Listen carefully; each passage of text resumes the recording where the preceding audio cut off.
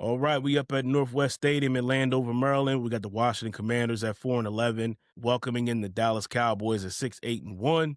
Now look, this rivalry is back on the holiday stage. Dallas is out of the playoffs, but their motivation is simple. NFC East pride and finishing strong against two divisional opponents. And Dak Prescott, he's been a problem for both of them.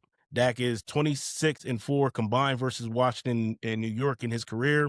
Now for Washington, it's been one of those seasons. Injuries everywhere. And now they're down to Josh Johnson at quarterback with Jaden Daniels shut down and Marcus Mariota dealing with a hand injury. My three factors in this one is, number one, turnover and the ugly margin.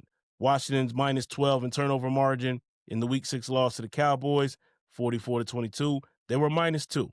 And in the past 9 games versus the Cowboys, the Commanders are minus 13 in turnover differential. That's not a trend, that's a habit. Number 2, Dak historically cooks this defense. Washington has allowed 33.6 points per game in 14 matchups with Prescott as the starter. The most points any team has allowed versus another team with an active quarterback. If that number holds even a little, it's going to be a long day. So you might want to plug that into your FanDuel for Dak getting his yards up and a couple TDs thrown. And number 3, Dallas has a bounce back spot here.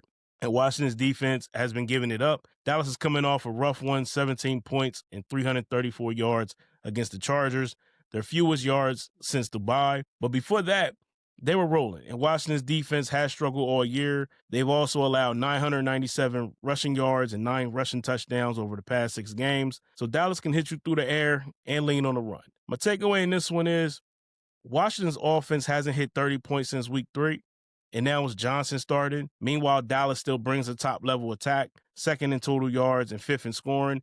With CeeDee Lamb and George Pickens both over 1,000 yards, plus Javonte Williams already at a career high, 1,147 rushing yards. I'm not being a Grinch. It's just reality here. My pick, Cowboys.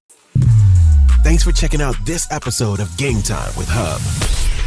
Make sure you like and subscribe on your favorite podcast platform so that you never miss Game Time action. See you next time.